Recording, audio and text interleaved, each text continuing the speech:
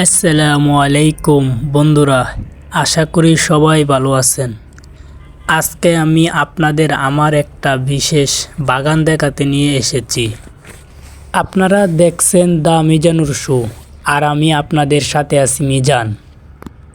এই যে দেখুন আমার লাউ গাছটা, মাশাআল্লাহ, গাছটা কত সুন্দর সতেজ হয়ে বেড়ে উঠেছে।